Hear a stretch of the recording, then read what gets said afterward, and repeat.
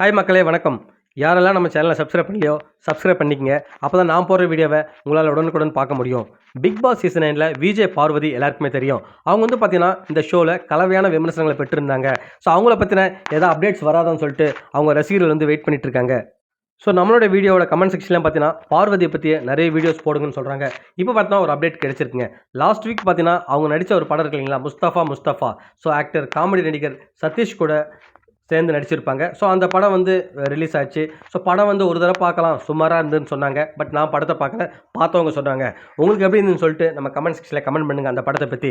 அடுத்து வந்து பார்த்தீங்கன்னா இந்த வாரம் ஏற்கனவே நம்ம சொல்லியிருந்தோம், விஜய் சேதுபதி ப்ரொடக்ஷனில் விஜய் சேதுபதி நடித்த வெப் சீரிஸ் முத்து என்கிற காட்டான். ஸோ இது வந்து பார்த்தீங்கன்னா ஜியோ ஹாட்ஸ்டாரில் வரப்போகுது.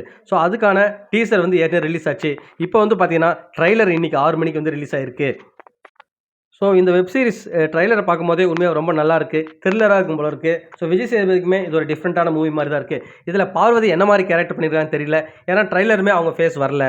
கண்டிப்பாக வந்து விஜய் சேதுபதி பார்வதிக்கு ஒரு நல்ல கேரக்டர் தான் கொடுத்துருப்பாரு. ஸோ அதில் வந்து எந்த ஒரு சந்தேகமும் இல்லை.